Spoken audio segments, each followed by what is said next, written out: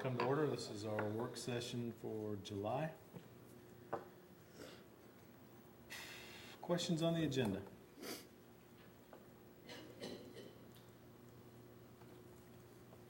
On the consent agenda?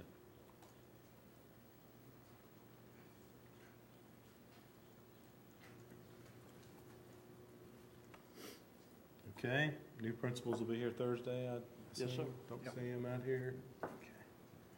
Actually, don't we meet tomorrow night, or is it Yes. Thursday? Oh, I'm sorry. Okay, it's all right. Is it tomorrow? It's tomorrow night, Okay. 5. All right, number 8. Did we jump over 7? 7's visitors, on mine anyway. Wait a minute, let me hit the refresh button. You got a different version than I do. I do.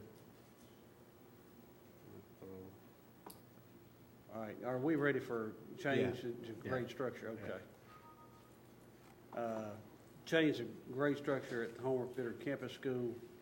And it reads here, obviously, Rutherford County School Board adopted grade structure pre-K 5, 6, 8, 9, 12 are experiencing a decreasing number of Homer Bitter Campus students exiting at the end of their 5th grade year so that they can become a member of their own middle school cohort group. Some of the possible reasons are many of those students have checked into Central Magnet, taken opportunity of enhanced music opportunities, athletics, and more curricular activities. We corresponded with both Dr. McPhee and also Dr. Severs, head of the education department. They're both supportive of the move.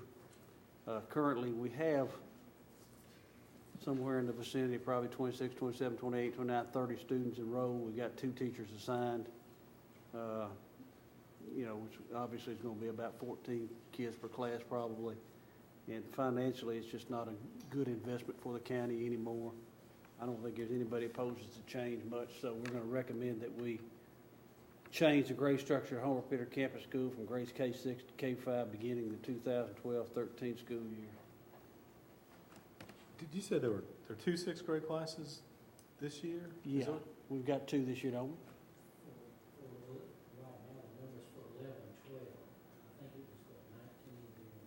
Yeah, we had but we've got like 34 enrolled, right? We got 2 teachers this year, yes.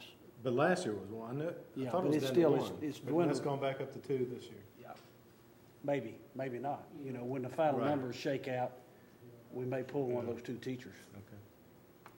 Questions? Just historically, last year, when the other schools, Last Cassius, Kittrell, and so forth, went K through 5, was there discussion at all at that particular point in time to have campus school follow? Because as I understand it, it's the only school, aside from Eagleville, that now does have a 6th grade in the elementary school structure. I think we kind of floated the idea when that happened, but, Central Magnet's what really, I think, it took its toll on their enrollment more so than anything, so.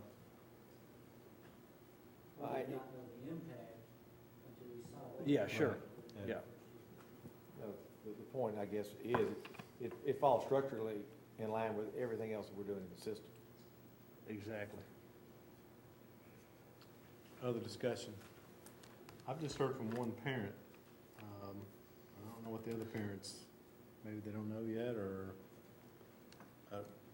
Yeah, I don't know. I mean, the only, it seems to me that it'd be the ones who have students in what?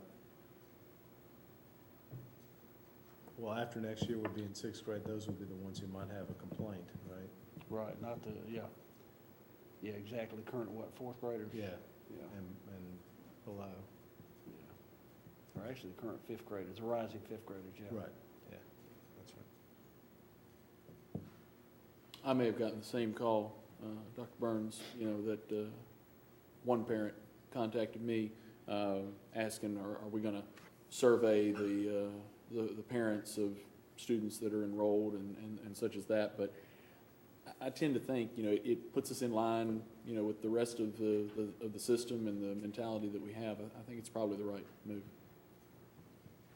Well, yeah, and one of the perks, obviously, to the middle schools is that you basically are getting away from self-contained classes, and kids are exposed to language arts teachers, math, social studies, science, people that actually start having one content area, one subject matter to prepare for.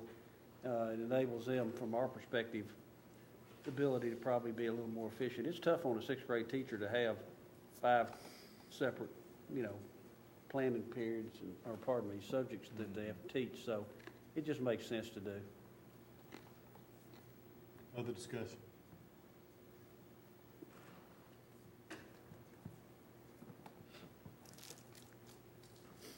Okay. Let's Okay, next. move on. Vendor approval of formative assessment program. United States Department of Education is requiring Tennessee to adjust their fiscal year to begin in October instead of June for the first to the top funding. We have amended the 2010-2011 year to extend through September 2011, but must resubmit proposals for the remaining 3 years when the state provides the funding, that provides the appropriate forms. In the initial approval, the state did not permit systems to include funding for a formative assessment product, but now allow formative assessments to be included because the state withdrew the funds for the statewide initiative. This is a request for vendor approval for a formative assessment program to be paid with FTT funding. If you recall, we originally got, $3.9 million in first to top money, which is roughly just under $1 million a year, and we came up with a plan for those expenditures to better help the instruction program. But as we say here, we couldn't put an assessment in there. Now, Mr. Odom, I, and also Kevin are all of the opinion, and the principals too, that this is one of the best tools we have for continued improvement. Now, either Kevin or Don, y'all want to stand up and talk about formative assessments a minute so everybody has an idea of what we're doing here? And have you introduced Kevin to the board yet? I I saw him on the thought so. website. Have we introduced you, Kevin? Okay. Well, I didn't do Sorry, a I good job. forgot. Stand up and we'll introduce you again. Everybody know Kevin Wish. I was so impressed by him being on the website, I forgot the in-person introduction, so sorry about that. We deal with 2 assessments primarily. One of them's called a summative assessment, the other is formative. Summative assessments are end-of-course exams and the TCAP for your elementary and middle schools. What we very often tell principals and teachers and all too, summative assessments are really autopsy data. You get that result, that's what they take in April and May. So by the time you get those results back in June, it's too late to do anything to affect the scores of that child. So the goal of the formative assessment is you give much smaller assessments during the year to see how students are progressing. Then when you look at those results and see what types of questions they're missing, what types this student may need, and you do interventions for them. It's part of a PLC. Last year, we asked to put it in there, and systems all over the state did, and the state was planning to submit an RFP and buy a formative assessment that districts could use all over the state. They withdrew that this year. This administration withdrew that and are now going back and saying you may now use Race to the Top funds for a formative assessment. Last year, they barred it. The answer was no. So it's a mechanism to track how students are progressing during the year so that you can do interventions on what students may not know. Any questions on that? Is our budget, our school system budget now in the federal fiscal year? I didn't understand that part of the. Just federal items. At the first, it was through July 1 through June 30th. Right. And then sometime this spring, I don't know, maybe April or something like that, the memorandum comes through in May. And the feds are saying now for any of the first to the top is same as Race to the Top. Tennessee Right. was one of the first states to get it, so they call it first to the top now in Tennessee. So they said that we will have to amend to pick up the first part of the second year when school starts in August because we've got to go through September 30th. Rutherford County, we tend to front load our expenditures. In other words, last year when we purchased some math out of the box, you may remember that you approved it. Incidentally, 4th and 5th grade we trained, 5th grade had the greatest gains this year. We looked at our scores and saw what areas where students were not scoring successfully in. And so we did change it and picked up, 4th and 5th grade geometry. It's some of the same thing. That's what you do. You look at it and decide how to amend it each year based on what results you might see coming. We may have for you by tomorrow afternoon. We can't get answers right now. We may have for you, the only thing that we're adding from our scope of work, is what it's called, would be a formative assessment over what you approved last year. The dollar figures are still not totally correct because we haven't gotten back the amendments Jeff made to go ahead into next year with those funds. So it's really tough. You know, and the forms came, when we wrote this, we didn't have the forms, but the forms did arrive. But we may have enough of it that you can look at the scope in general, maybe even by tomorrow afternoon, because it's due August the 3rd, and you don't meet again. So that's what we ran into. Tim? It's so logical to do formative assessment, it's just silly.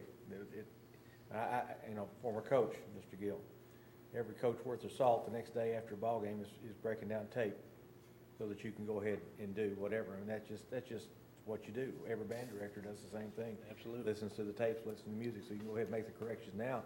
I mean, the very idea that we would wait till the end of the year before we really break it down is mind-boggling that we haven't done that sooner.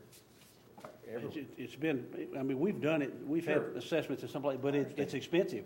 For example, what's the total cost of this, $350,000? No, this is about $250 something to $260, $70. It's a per pupil expenditure. Yeah. You can look at the tab that's associated with that. It's a per pupil expenditure depending on how many students we go. But that's an annual, It's that's an an annual charge. We have 3 years left Yeah. on that. But it is, you're right, it is expensive. So, and you know, that's one of the, you know, the good uses of this first to top money. We'll be able to do something we ordinarily, it'd been a It's struggle like to do. 12 or 14 vendors bid. Yeah. It's pretty good. Okay, great. Other discussion or questions? Thank you, Don. Java textbooks. Yeah, Central Magnet School is adding a Java computer programming course for 2011-12. They're requesting the approval of the Java textbook not on the state textbook approved list. Approve the adoption of Introduction to Computer Science using Java by Glencoe and Introduction to Programming with Java Problem-Solving Approach by McGraw-Hill. Any discussion?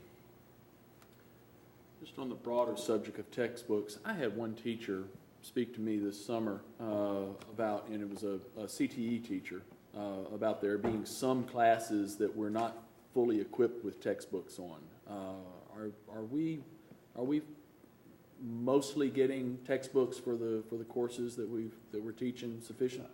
I'm not aware of that. Are you, Don, or Jeff? We have to actually file documents, so Yeah. Okay.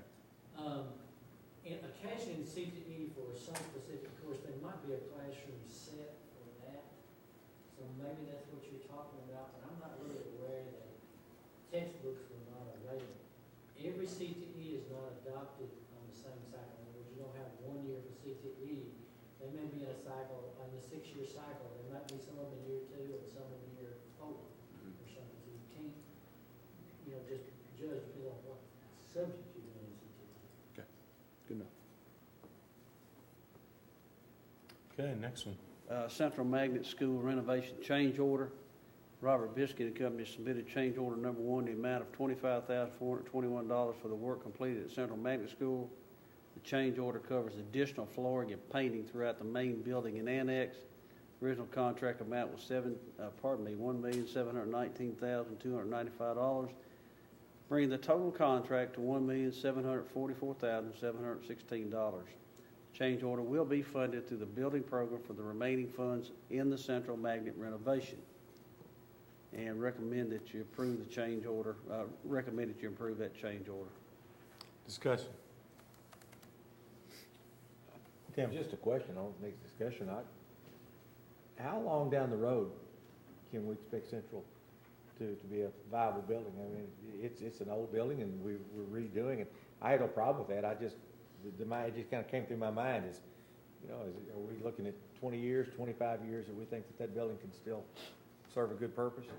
I think it will. I mean, if we keep, repairing it when it needs it. As a matter of fact, the I was telling in a discussion yesterday that Central Magnet School, from a heating and cooling point of view with the two-pipe system, is one of our cheapest operating schools, utility-wise in the system. You know, at some point, the board decided to go to the 4-pipe system that we put in a bunch of schools. And of course, you got heating and cooling all year long, but on Central Magnet, for instance, there's a few days that you may need to bring a coat with you because you may get a cold day in the spring, and the you know, heat hasn't been, or it's already been changed over to cooling. So, but it is one of the cheapest operating schools for heating and cooling we have. So, and the building's in good shape. We put that 1.7 million in it and brought it up. So I think You're saying the bones of the building are still pretty good shape? they're in great shape, yes. When was it built? Anybody know for sure?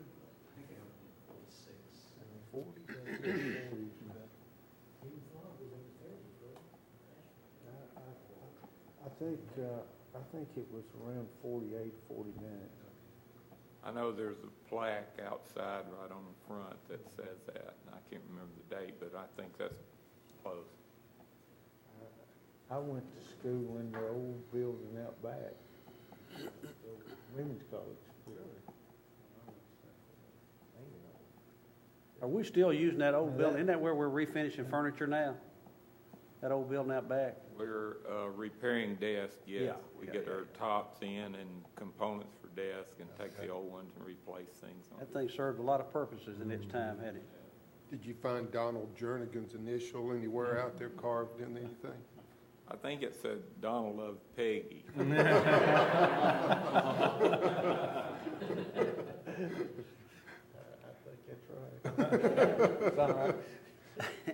Oh, mate. Financial matters. Okay, Education Jobs Fund 2012 budget. This remainder of the System Education Jobs Fund grant needs to be approved for the 2011-2012 school year.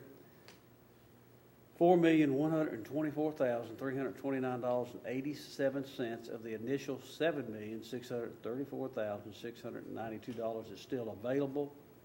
The $4,124,329.87 in staff and benefits expenditures will be used as shown on the two-page budget presented to cover part of the August-September payroll for staff in schools.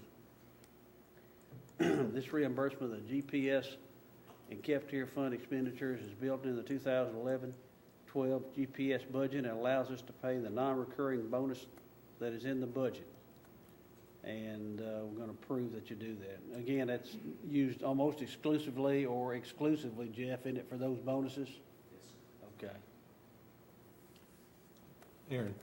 Isn't there a component of this also, though, that's not the Education Jobs Fund that we're supporting the classified employees as well? Yeah, some of that classified's coming out of there too, but some of it's had to come out of local money, and some of the certified had to come out of local money too. I mean, there's stipulations with respect to how it must be spent, but yeah, there are a few classifieds coming out of there too. Will we have to make another approval of those funds, or are those funds already allocated? I don't think so, no. They're already in the budget. Yeah. Okay. Everything should be ready to go. Is there another vote after this then that would release the bonus, or is this? Well, it was all, I mean, that was all part of this spring's budget approval Right. at the county commission, but there's no subsequent follow-up necessary. Okay, so this is the one This that is the would. deal, yeah. What is the time frame for payout on that?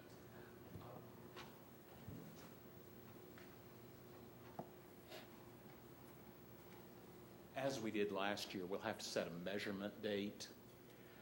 I'm thinking probably some point in October, our employment, especially on teachers, will have stabilized enough, and we'll set a measurement date, and depending on what I'll get with Karen Ladd, and we'll set that date, and then probably over the next month to 6 weeks, pay it out.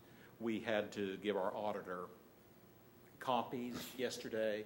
It was a stack with paper clips, but about 3/4 of an inch high because of our number of employees. Right. So it'll take a while to calculate.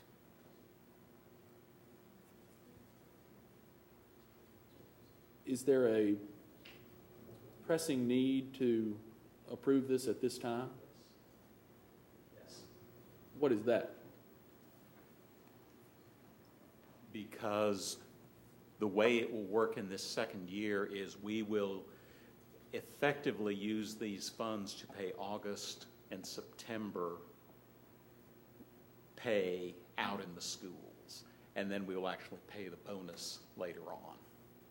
Okay. Yeah. We're dealing with that federal fiscal year. I got you. Other discussion? Okay, next one. Transportation. Per Section A of the bus contract, which covers assignability of a contract from the contract holder to another individual, Transportation Department has received a request from Bart Smith, contractor of Bus 150, to transfer assign contract to Clarissa Smith. Ms. Smith is currently a contractor for Rutherford County Schools. Mr. Smith is no longer able to maintain the bus contract due to health issues. Under tab 6 is a letter from Ms. Smith requesting the bus contract. Mr. Smith requesting the bus contract be transferred to Clarissa Smith, and we recommend that you do that. Any discussion? Okay, for, policy. And the board will consider recommendation of the policy committee for revision of the following policies, and they're reflected, policy 6.303, policy 5.302, policy 5.110, and 5.113, and 1.600. Also might add that all this is reflected on the board, on the Rutherford County website, Right. if you want to go in there and research policies, as is the entire policy manual for the county. I got a letter from, and you probably did too, I don't know, from the Commissioner of Education on advising that they're going to send out some model language. Angel, did you get that? I did. What was that all about? I mean, they're going to recommend how we, because essentially we're taking stuff that was in the contract and putting it into policy, right? And I didn't quite, they're asking that we wait until we get his model to, Well, specifically, I mean, they put it into 3 categories that they could provide assistance for systems who were in the middle of a contract, who had contracts that were expiring, or who had never negotiated. We didn't have any provisions in our policy regarding negotiated agreements anyway, Right. so I don't think there'll be anything additional that we need to do. Okay. We should have taken care of all the things we needed to add now. I think what TSBA was more concerned about was systems that had policies regarding negotiating, getting those out of your policy manual, and we don't have any of those. So. Well, this was actually from the Commissioner of Education, though. Did you get that one? Yeah, it actually came to me twice, once from Okay. TSBA and once from the Commissioner. So TSBA was just a follow-up is saying because we contracted with them that they would provide assistance if they needed to. But I think they're working together. Okay, and so we're good to go. I think on we're those. good. Okay. You've all seen these, of course, at the policy committee. Any further questions or discussion?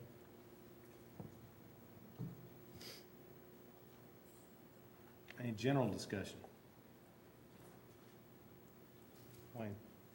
Mr. Gill, are you going to have Mr. Odom make any presentation on the use, the D&J about the success, Yeah, actually, also, there's value-added scores are embargoed.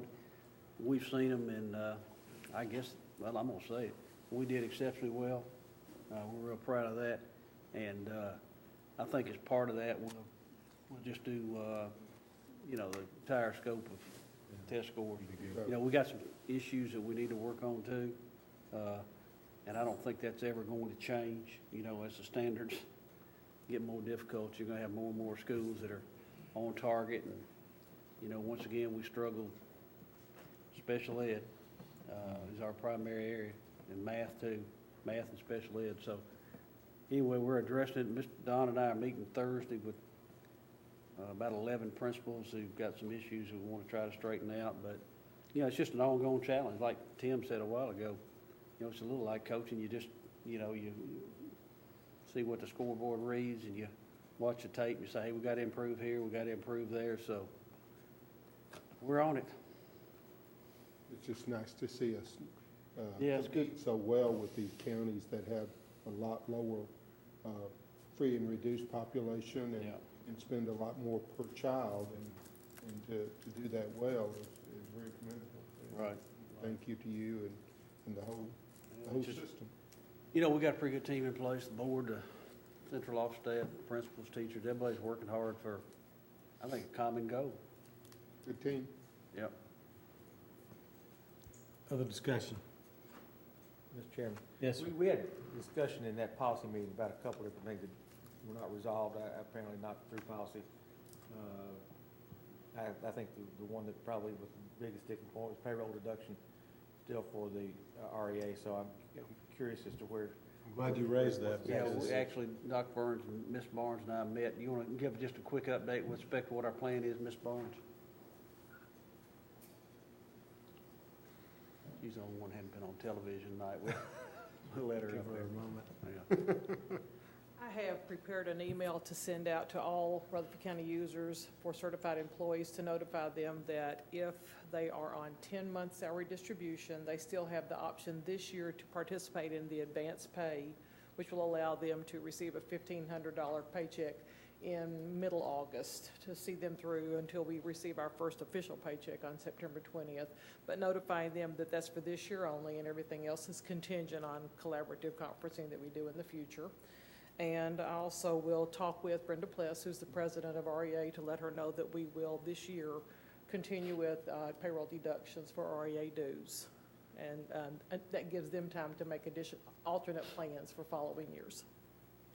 And by this time next year, we'll have a collaborative, what's it referred to, By this time next year, we will be Working on it. ready to begin the Okay. process for collaborative conferencing. From what I understand, the TOS committee will, in January, have something prepared to send out to systems and will allow you to start understanding the guidelines in that program. And then next October is at the point where different professional organizations can contact the school board to say they'd like to participate in in collaborative conferencing, and then that starts the process. So we'll actually have a second year of just running through that process and doing the meetings and reaching agreements. Wayne? Did I read that in the collaborative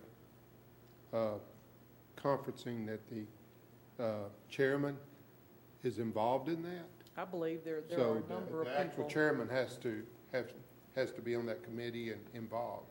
I'm not sure if I recall specifically, but I do, it's open to a larger number of people. There are about 11 to 15 people involved, and school board members are mentioned in that as well. Well, I just thought I read somewhere where the chairman was part of that committee. So. Or his designee, maybe? So I know who I'm going to designate. you're going Or to Grant. withdraw your name for your contention for chairman of the board, right? Well, thank you, Paula and Harry, both for, I think these are gestures of goodwill to the teachers generally, but especially to the REA, and given the tension that we had earlier this year, I think it's a good move. I just add to that, I'm pleased, I know it creates a little bit of issue, but I'm pleased that we're able to carry it on this one year. I think it does show some good faith, and I hope it's recognized. Other discussion? Tom? Mr. Gill, the Riverdale situation have you met with that group yet, or? We met, and first of all, just a quick update. Obviously, we received a notification from the comptroller's office. A lot going on this time of year, as you know. We met this morning, Angel, Ms. Barnes, and myself, and Jeff, to go over the comptroller's correspondence. I've also had communications with Tom Nolan. He sent me an email with his intentions to immediately address and fix the problem. We've set a subsequent meeting for all booster clubs over in about, 2 weeks, that we'll meet with everybody. I'll meet with the principal, Jeff will meet with them, and we're basically going to lay the law down with respect to how booster clubs have to operate. Thought it's pretty interesting also to note I think, Jeff, you said we've got upward of 130 booster clubs in the county schools right now. I mean, it's a daunting task for a principal to monitor all those, all those clubs. And as I said, in the newspaper reflecting, I don't think anybody set out to do anything criminal, and I don't think anything criminal took place. But we do have some issues we got to fix. And, I hope it's not, it could stretch beyond Riverdale. There are a lot of changing parts in those booster clubs. They stay around a year or two, they move out, new people come in to train. We've held training each and every year for principals and booster club members. So we're just gonna, we're determined to get it, make sure it's under control, but easier said than done. But I will say this, I know Tom Nolan is it's really taking its toll on him. He certainly feels bad about it. I think, he's anxious to see how it all plays out, but, Tom's doing a good job over there, and I'm proud of the job they do at Riverdale. And we'll fix that problem. The state laws, our policies are procedures that we have for booster clubs in line with state laws, and that's what we, the 2 week, when you have a 2 week meeting, you're going to, is that what you talk about? And yes, I have gone over it with principals, I've gone over it with PTO boosters, and as Mr. Gill said, a lot of the difficulty is the active parents who are involved in that come and go. You get people who don't have the background to keep up with the accounting issues like that. Oh, I see where it'd be a problem. And I turned around to look at you because I know that if I was the principal at a meeting, I'd want to hear from you and hear what I was supposed to do and be sure that I was doing it. Because when you talk about how many, 130 booster clubs, well, all of a sudden, that's quite a few for every school that's dealing with athletics. I've got 20. They changed the legislation on all this, 2008? The initial law was amended during the 2008 session. Right. And they put more stringent guidelines or restrictions in place. And that's when it became particularly a great challenge. Anyway, Tim had something. Yeah. I'm frankly a little surprised there's not more than 130 when I think about how many Oakland has. You break it down, then you go to choir booster clubs and band booster clubs and so forth, all that's there. Do we have any idea how much money we're talking about rolls through those 130 We don't, booster clubs? because, we request, it's an audit requirement, we request the IRS Form 990, that any of them should be filing $25,000 in revenues or expenditures. We get some of those. We request them each year and pass them on to our auditors. Well, that was one of the things that when I read the audit report, that things were requested from Riverdale by the auditor and it was not complied with. So is the state law in such a way that they made a law but gave no recourse for it? If they thought there was evidence of fraud, they could move against the board members of that particular organization if they thought there was evidence of fraud.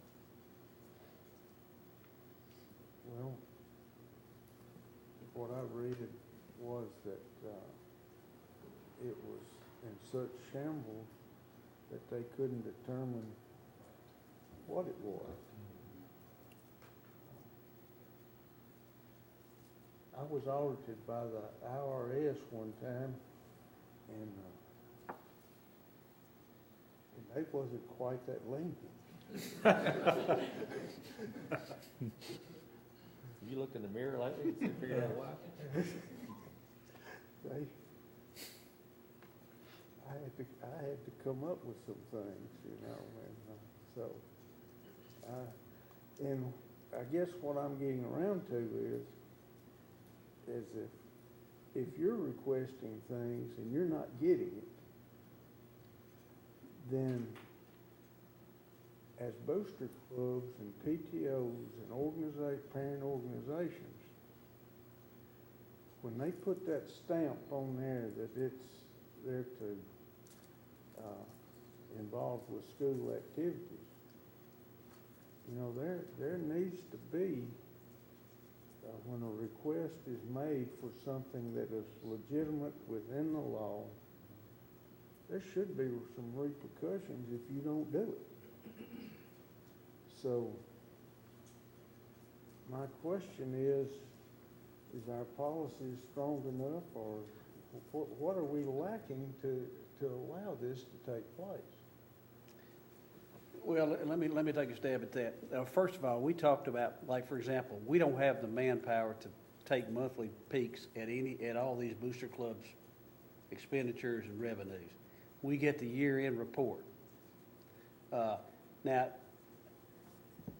it could reach the level of, if we're actually asking a principal to sit down and review the monthly expenditures and revenues of a booster club, we may have to assign additional help to each of those schools. Or as you say, I think you're suggesting, we got to reel in the booster clubs. Now, Jeff has done an annual meeting with boosters and the principals. And like I told him today, apparently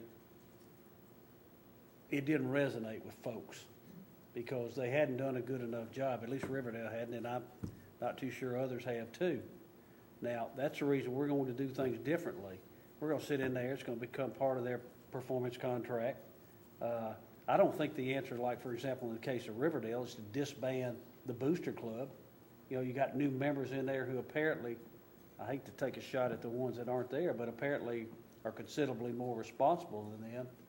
But you're still always going to have that element where some people you can depend on to do a good job in your boosters, if you're the principal, and others, when you get them, despite your training and despite whatever you're telling them, they're not going to be as effective operating and running the club. Now, I don't know how you deal with that. I mean, it's hard to say, hey, you're fired when they're a volunteer and they're helping out the school. But on the other hand, you expect them to do what they're told. And ultimately, it goes back to the principal to monitor that. So we got to do a better job there, clearly. And I think if there's a silver lining here, it's probably that it's gotten people's attention. We got to do better here. You know, we're dealing with kids, we're dealing with money, we're dealing with expenditures. Who is auditing these organizations? I mean, is it the comptroller? Or do they do that just in response to somebody complaining? The mechanism under the state law is that if someone feels there has been fraud, it's a fraud audit that the state can do through municipal audits. So there's really no regular audit of these? Yes. But like one of the things, Mr. Jernigan, like for example, part of the findings were concession stand reconciliation. So like say the boosters goes at the beginning of the school year, we use this example today, and buys 180 cases of cold drinks, thinking that'll get us through the year. You know, every one of those cold drinks is supposed to be, you're supposed to show where you collected, and you know, same holds true for candy, hot dogs. I don't know how you do popcorn, but there's got to be a system in place that accounts for all those sales. And if you're not, you're subject to be written up. You know, we got to improve that, but I don't know how you fix it entirely, Jeff. Do you? Well, it's going to be an education process. One of the steps Mr. Gill and I discussed today is requiring that all of those fundraisers come to me as his designee, and that if the school booster organization does not have state charter in place, its officers,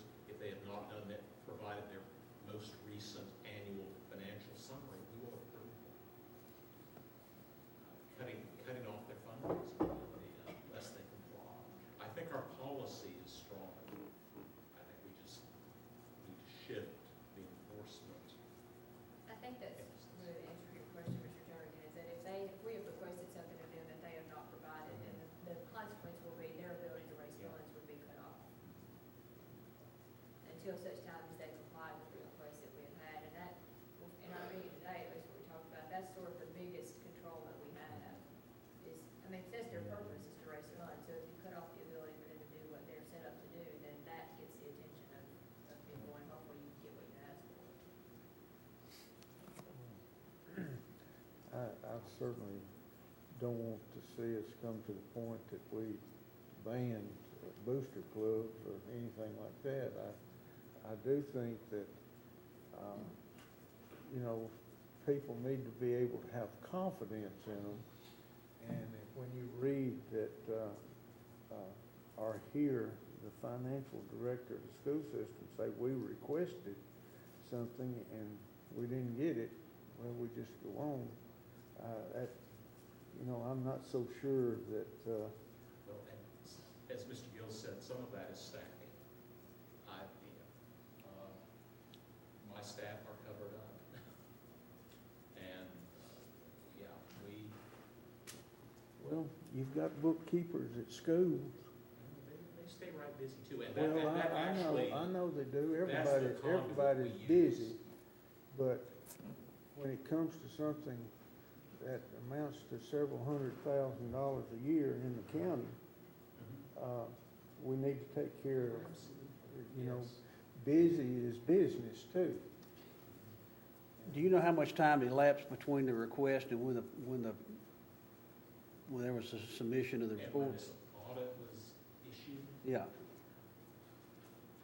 I'm thinking it was close to 2 years. No, I think going back to Mr. Jernigan's question, so who did they initially request booster records from? Municipal Us? audit will go to the Booster Club officials and request. So are they the ones that didn't comply with that request? Right. Okay.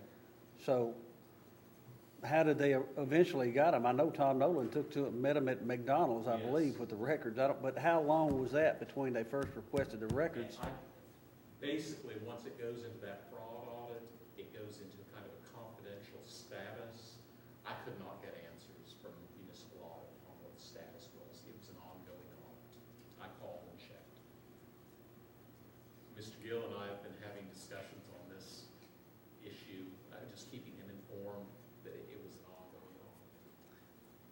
You know, the point I'm making, I think Mr. Jernigan, his question is a good one. I mean, if they request records, they would first request them from the boosters. Yes.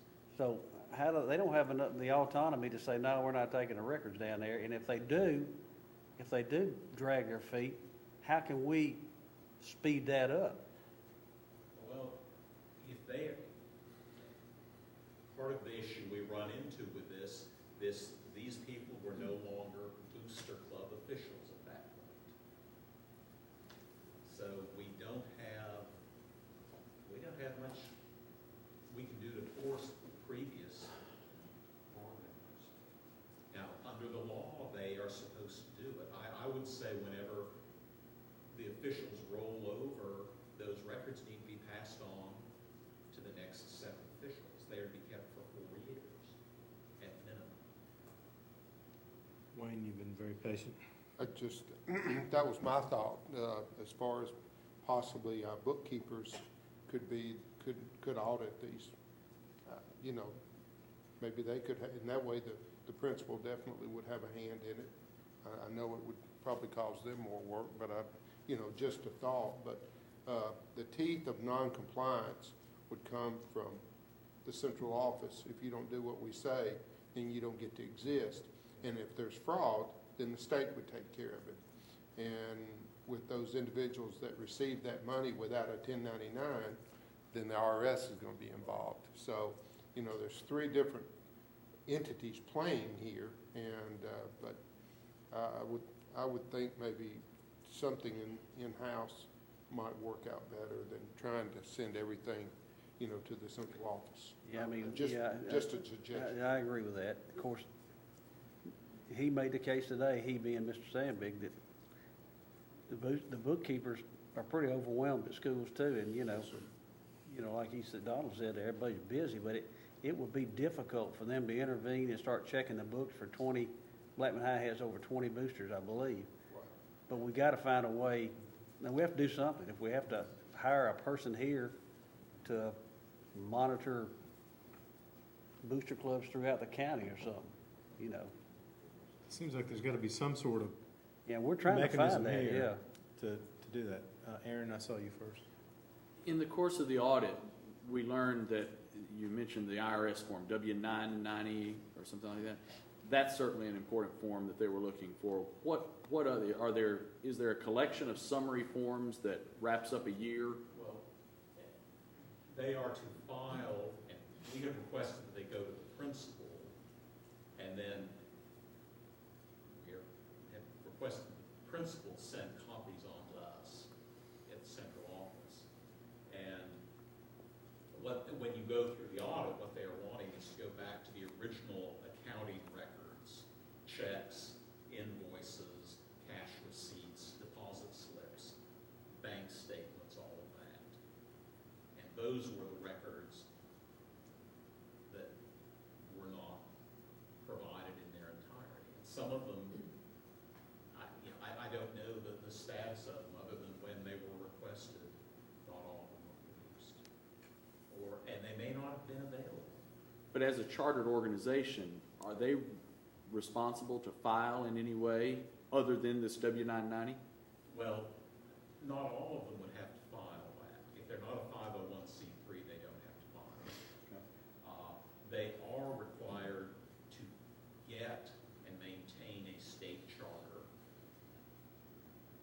And again, in our discussions within my department, I think our strengthening the fundraiser approval process is that may be enough because of that will cut off your ability to raise money. It has to be approved by the principal, then it will have to come to me. If the law is clear, if you don't have that approval, you are illegally raising money. You are violating state law. So I think by cutting that off on the front end, until they demonstrate they are in compliance with those other documents, I think that should be a pretty good way of getting a handle on where the problem is, and if we do have to at a later point look at additional staff or something. Disbanded. Terry? I was just going, on a monthly basis, couldn't you request a financial statement? That's exactly one of the proposals that Mr. Nolan did, was that he would have a monthly financial statement provided. And that's going to be part, Angel and Jeff and I are putting together some new directions with respect to what the principals will be held accountable for and also be in their performance contract. But we will have monthly statements provided to the principal so that they can monitor those statements.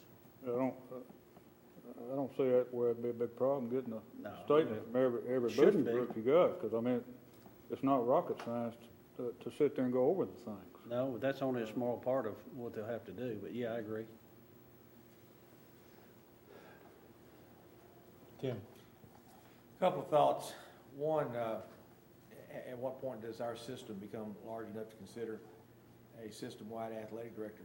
You know, those are done in larger systems. I don't know at that point, and could that be, there are many, many things that I know the director has to deal with that maybe could be put in that category. Second thought is, I don't know how it's done now, but when I was at Oakland, coaches, other personnel were periodically drug tested on a random basis. Is it not possible to have one or two or three, kind of like the RIS does, you know, some random audits that, you know, just simply on a monthly basis, these two booster clubs, we want to see your stuff, and keep people on their toes from the idea in mind. And it kind of does that with us in our tax returns, doesn't it? The fear of audit is maybe more real than the audit in itself. And so if we did some sample kind of things, you know, Jeff and his staff can't do every one of them, but they certainly can do one or two maybe a month, just to let people know that it is certainly Yeah, possible. keep an eye on them. Nobody recognizes that. So you're gonna work on this and come back to us with Yeah, a plan? we're gonna work on it, you know, and I hope we can come up with you know, there's no comfort in this for me personally, because I like to do things right, don't like things, reading about things in the paper where we've done stuff wrong. I'd like to fix it, but, I suspect it's a statewide problem in schools. It's not just Rutherford County. It doesn't make it right, but we'll do our best to fix the problem. And I think we've got some good ideas with respect to how to do it. The way we run the cafeteria program, would that be a model for how to do this? Like a centralized, Yes, sir. Well, that all the information has to go in. No. No? Okay, I'm just curious. These are legally separate entities. So, unless we basically ran it all through the school activity funds. Okay. Well, I'm just saying a model, not actually, do it that way. Well, and part of this issue is because of the new law. The way things have been done for years in Tennessee changed. It's kind of a transition period. That first part of 2008 that was included in the audit, we were still getting guidance throughout the 07-08 school year on what this would be. So it's a transition too, and if people who they just were not used to dealing, it makes them account more like we account for the school activity funds.